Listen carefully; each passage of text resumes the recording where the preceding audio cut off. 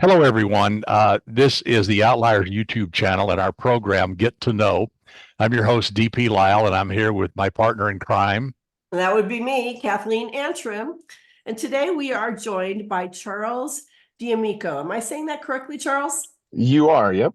Oh, wonderful. So Charles has written over 1 million words by the time he was 40 years old. He's an award-winning author, and he's won numerous awards. And he's got about 15 books out, and we want to hear more about that. Welcome, Charles. Hey, how's it going? Really good. How about you? Oh, like I was just saying earlier, it's right now I'm in Santa Fe, but the weather's gorgeous, so I can't complain. I mean, I'll be in El Paso and it'll be like 65 by the time I get there. So Oh, nice, nice. And no snow in Santa Fe right now, so you're doing well. no, but there was snow in Amarillo when I left, and it's the only day it snowed all winter. So it is what it is. We should point out that Charles is sitting in a parking lot right now, getting ready to hit the road after we That's get right. through chatting. This is a casual conversation, as it were. And we really I have appreciate him learned taking over the time out. years to just say yes and then just figure it out. Right, right. And if Absolutely. you're married, so you understand the term "yes, dear." So- Yes, ma'am. Yes, ma'am. So Charles, I want to know, and as Doug knows, I ask a lot of these questions. Looking back to your childhood and the way you were raised, do you think there was anything about your childhood that kind of led you to become a writer? I was very introspective. I was the youngest of my whole generation. My mom was the youngest of three, and I was the last of her two kids. And I'm almost 3 years younger than my sister. So all my cousins are much older than me. And my sister's 3 years, and then the next closest cousin is like 6 or 7. And then I've got first cousins that are 25 years older than me. So Wow. I was the baby. And there was a decent amount of tension in my house growing up, and I kind of did a lot of the cleanup, but I also had a lot of time alone because I was so much younger. And Mhm. 3 years is a big enough gap that, like, when you hit that 12 to 15 range, I mean, there's a big Right. difference between 12 and a 15-year-old girl, right? Like my sister Yes. being 15 and me being 12. So there Sure. was a lot of time on the driveway shooting hoops by myself, or just kind of using my own imagination. And then I kind of always found ways to do stuff solo. I became comfortable with myself by myself pretty fast, and I was never a big reader, not of fiction stories. So like you hear a lot of authors talk about they would escape in these great tales, and it wasn't me. I was like out in the out kind of living the tale with my imagination in the woods behind my house or at the park. I'm an '80s kid where you can just be like, "Hey, mom, I'm leaving. I'll see you in 6 hours." Right. Yeah, So and did you have imaginary friends? yeah, I still do. Get I that? just I just put them on a piece of paper now. That's the only difference. Yeah, Yeah. exactly. So, because I was that kid too that played alone a lot. I'd be out by the creek and making up my own story and having, some big grand adventure. And, I had dialogue going on in my head and the whole thing. So, sounds like you might have been doing the same thing. Yeah, and I overanalyze a lot of stuff. Like I'll be driving and I'll just randomly have these thought of like, well, what happened if that car hit that car? What happened? Like, I wonder what they're talking about in that. Like, I'll just kind of have these thoughts. And I talk to authors all the time with our publishing and editing company, and they'll say, "Oh, I lose it," and then I get frustrated. I'm like, "We have to stop that right there. If you enjoy it, just enjoy the creativity. Exactly. If Mm-hmm. it becomes a muscle, like shooting hoops in an empty gym, that when you do sit down, you've been tagging all those random imaginary thoughts with positivity. So when you sit down to be creative, the emotion your body tags is that dopamine hit you're searching.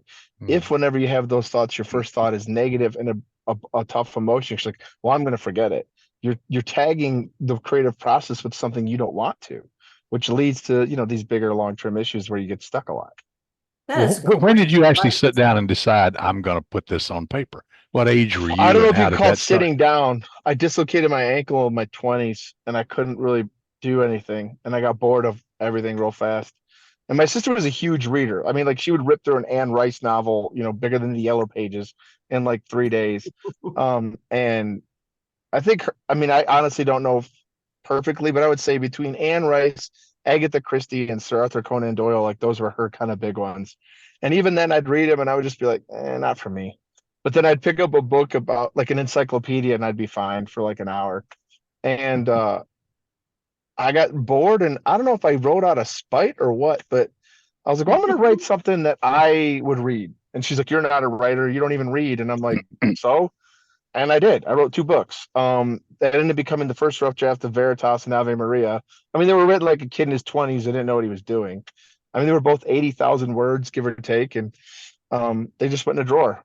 And then 10 years later, and some life and kind of that story starting in my head just kind of kept going. And I never really thought about it. I just kind of kept packing in there and living life, right, that you can draw on. And I had done some content writing for a bank and some blogs. Yep, right there, Veritas, Ave Maria, Colloquium, yeah, all Latin titles. We can get into that. My dad's very proud of me for that. And he's a former Jesuit priest, so he loves the Latin. And I was doing content writing for banks, which is a really weird thing, but it was fun and it paid the bills. And the editor kind of tore my stuff up all the time. And I was like, you know what? Would you read something I wrote like a long time ago? And he's like, this is pretty good. And he gave me notes and I started working on it. And this is the October before COVID. So I'd already started it and he had told me, find a real editor that does this, not a content editor. And so I started finding editors and started going through that kind of brutal process. And while the first 2 books were getting edited and I was working through them, because I was working quicker than the editors, I started writing One Golden Day, which was a one-off. It's a self-help book based about relationships. I always say if you're going through a tough time and you really don't want to read a self-help book, but you kind of need good advice, it's a great book to read. Teens to early 20s, graduation present. The whole idea of the stories, it starts as morning of a wedding day, and Travis is hanging with his friends and getting ready for his wedding. And it's he goes out to talk to his mom, and then there's a flashback. And the whole story is like current time throughout this whole day at his wedding, and then flashbacks to these important parts and turning points in his life and the advice he got from family. So it was essentially the advice my mother and grandmother gave me before they passed away in these conversations back to the main character. It deals with stuff like, death in the family, Alzheimer's, all these things that people struggle with, big decisions, in a way that people can digest it. And then while that book was getting edited and I had finished Veritas and Ave Maria, once that story started coming out, I couldn't stop writing. And COVID was kind of a good balance. So I was able to write 15 rough drafts and 1,000,000 words before that June. So just short of 11 months, which is the Neil Baggio series, the Purdue Marie Perdita spinoff series, Frank's Journal, a Western spinoff that I'm still working on. And I've got other rough drafts I've been working on for a couple of years. So once I get going, I just kind of enjoy it. And then I focus on editing and kind of just do different projects. You also got into publishing. Tell us how that happened.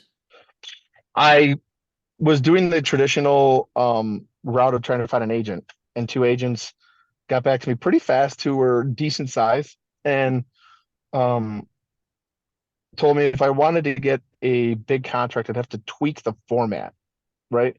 So I write heavy first-person dialogue.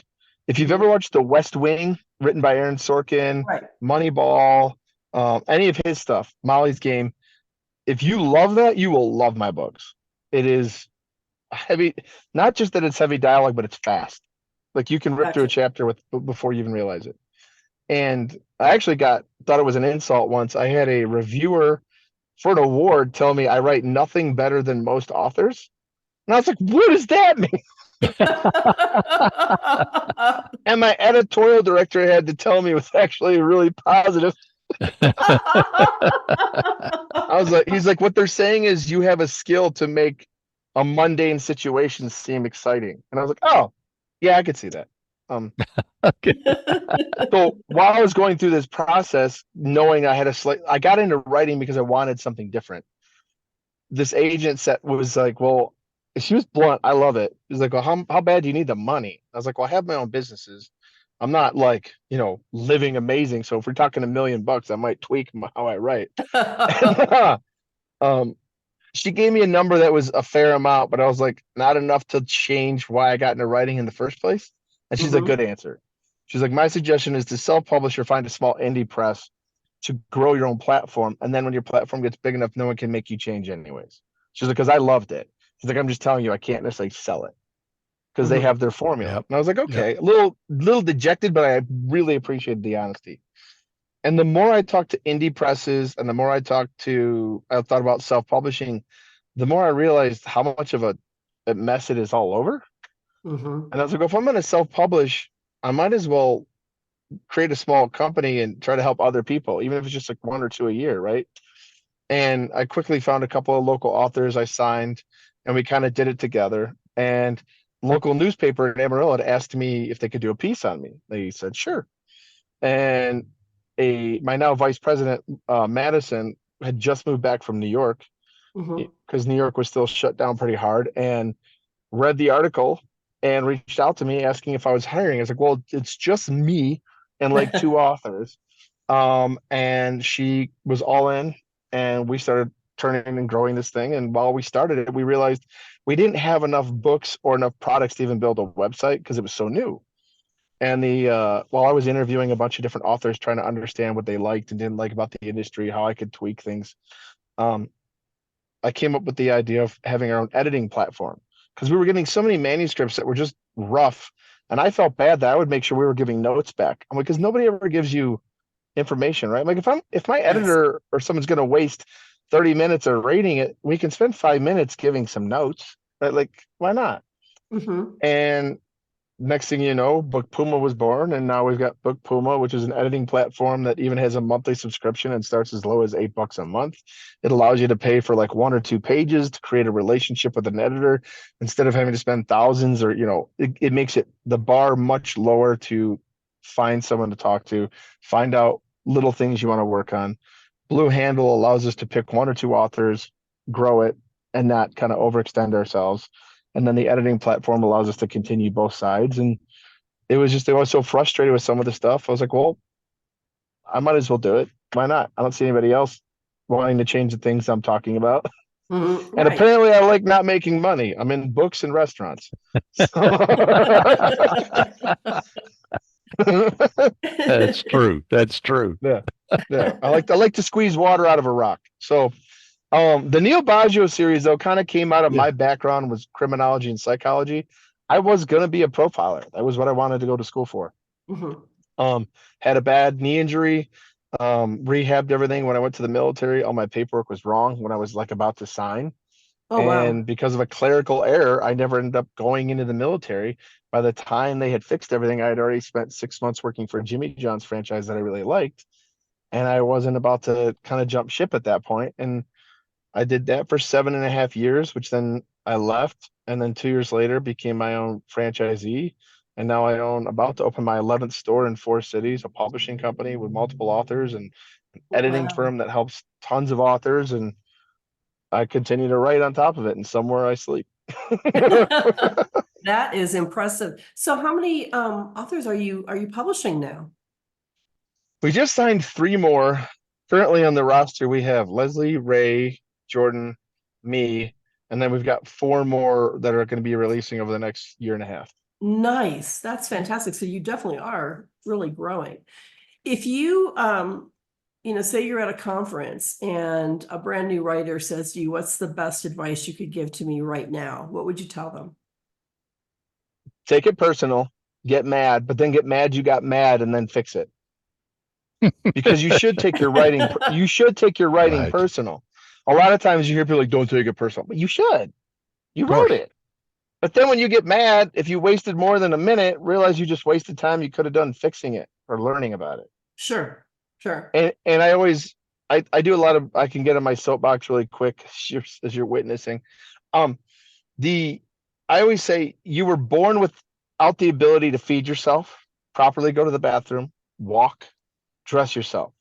It took years of failure and practice to barely do it as an adult. Have you put even 10% of that effort into your writing or anything you're doing in life? And usually the answer is no. And that's someone's like, so don't get so frustrated.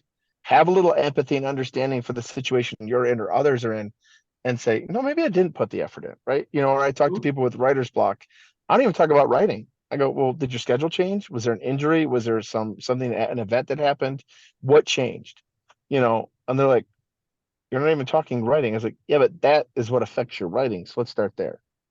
A lot of times I don't think we give ourselves enough credit to who we are, what we're doing, right? Like we just assume we're a machine that can keep going, keep going, keep going. And it's, oh man, I can't write. Your kids had the flu, your boss is on your bum, and you're living on 19 cups of coffee. You think like you're gonna be able to write this week? Like, Right. Yeah. like Yeah, you're going through a divorce and, someone yeah, in your family just passed away and Very, it's very etc. insightful. Life happens. Yeah. yeah. Yeah. God forbid. Well, tell, And I tell always us, tell people there's no right or wrong way. It's no, just you do have to take advice properly and you have to be willing to make concessions. If you want to sell a lot of books, I always say, do you want to be CBS? You may not like, you may be like, oh my God, NCIS, do we need another one? Yeah, but it sells. Mhm. So do you want to be an author who sells, or do you want to be a niche author, which is fine. You just have to kind of know, right? Like you have to make that decision. One of Mhm. my favorite interviews of all time is John Mayer. It was in Rolling Stone a long time ago. And he's like, I know people make fun of me. They're like, oh, here we go, another light pop song. And he's like, but I make millions off that. And I can go tour with my jazz group now because I'm loaded. So he's like, I'm okay with that. So it's like, if you really want to be a best-selling author, you might need to make those concessions, not to sell your soul, but that's what people are used to reading, right? So Yep. you have to kind of meet them in the middle. And I had tons of arguments with editors, about dialogue tags. I hate them. I can't stand he said, she said. Yeah. I was like, if you can't follow a conversation between two people with, markers, I can't help you. Like, I can't help you. I'm sorry. Like the problem isn't he said, she said. And like even when people tell me that if they don't like Jimmy John's, I'm like, that's okay. There's plenty of other sandwich shops. And I yeah, don't mean it like in a rude way. I mean, that's the beauty of the world is I Right. can make something for the people that like what I write. And then it's your choice whether or not you want to come into this conversation with me. My favorite part of my books and my writing is I've had tons of people say they don't read, they don't like it, but they love reading my books because of the way I present it, because of how quick and easy it is to read. And that's something I really think is cool. I've been told on more That than one is. occasion and with awards like the Pencraft that I've got a quick wit, quick conversational tone. I push the story along and it makes it easy to die. Like it goes quick. And that's why I Mhm. got into it. I wanted to give something a little different. cool. Wow. I love So that. why the Latin names then? You mentioned that earlier. Yeah. I have really no idea. I was struggling with, I knew I was going to write a series. And as I was labeling stuff, I was like, if I write truth on a cover, it looks dumb. If I write Our Lady, if I write Veritas, Ave Maria, colloquium means interview, requiem means sleep. It has a different tag, right? Like it invites you in with that question going, huh? Right? And then all the Marie Perdita ones are French titles. Yeah. Purdue, La Chazé, Atreve. And I kind of like having themes that people can kind of count on a little bit, right? Mhm. But also invites you in where you ask the question like, well, why? One of my favorite stories about this series. So the Neil Baggio series is about an FBI agent who gets called back. It starts off day one. He gets called back to the bureau 4 years after he can't catch his former mentor who went on a killing spree. You learn through the story that the bureaucratic red tape and some of his bosses thinking he was part of the problem made him leave the FBI in the first place. Mhm. He went down the rabbit hole trying to find him. It didn't go well. He then created his own private investigating firm with this guy he became good friends with. And now he's going to try to attack it two ways. So it's a chase. And that's kind of how the series goes. And I had somebody ask me, well, how would an FBI agent become a serial killer? So I thought about it. And I've been rewriting that book for 5 years now. It's called Frank's Journal. We have a new working title called Why I Kill by Frank Capilano, which I think is a little bit more catchy. And that is from the moment that first kind of murder happens all the way through back to the beginning of Veritas. And it's a psychological kind of study of this guy breaking down, rationalizing his decisions all the way back to where it starts. And the Marie Perdita Wow. series came out of the fact that people were realizing I was a mean SOB when I was writing that book because I was in such a dark place writing it. And I Ah. needed like a palate cleanser. So I wrote a PG-13 spin-off of the Neil Baggio series that was a little bit more digestible, fun. They're a little bit shorter. And the second book kind of takes you into Europe and this big old like chase of the Medici family history and like this like hidden group and all this stuff. And I don't take a lot of notes. I actually I like searching my books. So if I'm writing something, I'm like, wait, this was in the second or first book. And I'll take time and go back and just start using keywords and and rereading as opposed to reading an outline. I kind of like to relive it. But I had a reader of mine who's read all my drafts go back and take all these notes. And she came back to me one day and she's like, do you know you've got like 15 Easter eggs in Ave Maria for the Marie Perdita series? And I'm like, really? She's like, yeah, it's only in that book. It's in the second book. There's a ton of Easter eggs that connect book 1, 2, and 3. And I was like, oh, no kidding. And she's like, you didn't do that on purpose? I was like, well, it is all in my head. So, so it's not surprising that some of the synapses were connected, you know. But it made me kind of go back and then think things through more. So right now there's 4 Neil Baggio books out, 1 Marie Perdita. We're releasing 2 more this year, 2 more next year. There's a total of 7 already written though in the Neil Baggio series and 3 in Marie Perdita and Frank's journal. And then for fun, because it's just how I am, I wrote a Western spin-off of the Neil Baggio series called The Chili Line. And I kind of keep, for fun, I kind of keep reworking it. I wanted to see if I could solve crimes and create mysteries without modern technology. And Hmm. so I placed it in 1880s New Mexico. Oh, cool. Yeah. So, and I did drop like these like little lines in the 3rd and 4th book that allude to me writing a Western spinoff. Like there's even a fun thing. The guy's name is Bert Baggio Roberto, and his brother is Ernesto. And I don't mention his brother's name on this where his name falls, but I know enough people will eventually go, did you just name these guys Bert and Ernie? Yes, I did. And I have why, fun yes, doing you that. did. I I have fun like doing it. that. I like to break the fourth wall. I like to put these little things in there where the reader kind of giggles and they're like, I hate you. I'm like, yeah, I know. Like, you know, I like to have fun with it. So what are you working on right now? It sounds like you've got a couple projects going. And what's coming out next that we should be looking for? So Concilium will be released this spring or this fall. That's book 5 in the Neo Baggio series. Frank's Journal will release right after that. And then we're debating on whether or not I have no problem releasing 5 books a year, but my vice president and editorial director would murder me. So we're Mhm. kind of spreading them out. And then I'm actually working on a like Agatha Christie short story kind of series called the Bobby Crow series. So Oh, I, cool. I live a pretty stressful life, and writing allows me to kind of decompress. Um, Mhm. Mhm. Mhm. and I kind of go through these waves where when I get way caught up on work, I'm like, sweet, I can write the next couple of weeks, and I will just hunker down. And then when I'm not able to write, I kind of nerd out. Right now, I'm listening slash reading via Audible or books.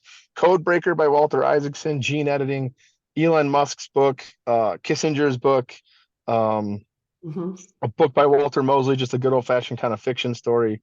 I like to listen to or read authors from a completely different socioeconomic background to give me an understanding of what the perception of that culture is as they write. So that if I write a character in that tone, I have something more to draw on than just kind of what I feel like. I actually have storylines and tone. Mhm. Um, when I'm not writing, I just kind of like to nerd out with kind of researching random stuff. I don't force it. I just like to have stuff I can pull from. Does that make sense? Yep. Yeah, it does. And it's Yeah. interesting because I mean, some of that is not light reading. Some of that's some No, but I drive a lot. So like when you're like yesterday, I drove 4.5 hours. Today I'll drive 5 hours and I'll switch between each book for about 30, 40 minutes. Like changing the channel. yeah, yeah, Yeah. done with that one Yeah. right now. Yeah. Very, very cool. So Excellent. we should be looking forward to your next book next fall. The book that's out right now, well, I mean, you've got a bunch of them out right now. But the If latest one somebody's- is Purdue. So It if somebody's just starting out with your books, where would you say to start? so you can technically start anywhere. That's the cool part. I've never had anyone say I was lost. You can just grab one. I do give enough stuff that makes you want to go back and read it, right? We're like, oh well, now I want to see what's going on. but I don't like anyone feeling lost. Um, the Purdue, I actually got comped to two female authors. The biggest one I like was my series got compared to Janet Ivanovich's series. And it's not Nice. common for a male author to get a female author comp. But I was also raised by a lot of strong women, so it's not surprising that I try to pay attention when I'm writing. And it's not forced, it's just having that awareness of being around it most of my life. And I always say I created the character Marie Perdita imagining my daughter as an adult, and then there's flashbacks to Wow. her and her dad, and I kind of had these. It's me, she's only 9 now, but it was me kind of envisioning what would it have been like if I was teaching her these things, Mm. knowing she's gonna probably live the life of a spy. So it's kind of got a. I always say it's not a dude spy series; it's a dad spy series, meaning like Wow. it's got a completely different tone than anything you're used to reading when it comes to a female lead. And that's kind of, I think, why I got the praises I did and the awards I've gotten is because, I don't know, I just pay attention to those kind of tones. My favorite book, the book that I get the most positive reviews on is Colloquium. Okay. It's book 3, but um, I'm also known for one-liners. You know, like one of my favorites Mhm. is when I wake up, when she wakes up, she looks like $1,000,000. When I wake up, I look like $1.25. Um, or the opening That's line to good. the opening line of the first book is, had I known I was going to have to get up this early, I wouldn't have stayed up all night hydrating with vodka. That's good. I like I, it. So I've I got like that one a lot. my Yeah. editorial director's like, I hate you sometimes. And I go, what? He's like, you just got this, like, I'm like, that's how I talk. Very You know, conversational, very witty. I did a podcast the other day. It was a business oriented one. And she's like, you know, what kind of advice could you give leaders? And I was like, remember, man, your parents, you know, if you're younger and you're trying to coach older or vice versa, just remember, no matter the age, just like your parents, they're the same idiots you went to high school with. They're just a different age. Right, Like, right. that's Right. it. So once you can wrap your head around that, it gives you a little bit more context where maybe you won't put as many people on a pedestal, because sometimes the problem with that is we want to knock them down, right? Where if you maybe see someone as an equal who maybe just has more experience, you're maybe more willing to meet him in the middle. So I don't know. I try to have fun with it, try to understand where we all come from different angles. Mhm. Um, my favorite trick in writing, and if you read my books, you'll see it a few times because it stayed in there. If I get stuck, I will write a conversation between the main character and somebody random, like a bartender or a cab driver, to like as if you were talking to somebody on the road and you were trying to solve a problem. You're like, well, let me get yours, but I'll write it. Okay, gotcha. I Yeah. like A that. lot of times I delete it because I'm like, oh, I can't keep that on there. But sometimes it's actually really cool for pushing the story forward. So And Sure. getting you out of a corner somewhere. correct. Yeah, that's very Yeah, cool. Write Well, your way out of the Charles, corner. Yeah. yeah, Charles exactly. D'Amico, it's been great having you. You're fantastic. We'll have to have you back on because you are a fun interview and I really appreciate that. appreciate it. And I want to ask our viewers to please click that thumbs up button if you like this interview. And it helps us with the algorithm to get these interviews out to more people, and subscribe. And we would really appreciate that. And take a look at Outliers Writing University. We'd love to possibly have you come along if you happen to be somebody who is an aspiring writer. So again, Charles, thank you so much. And hopefully we'll talk to you very soon. Yep. I look forward to it. It's been a blast. Thank you for having me. And drive safely on your trip down to El Paso. Yes, I yes. will. I got to see how this whole code breaking book ends. There you go. All right, Charles. Thank you. Until next time, have a good Have a one. good one.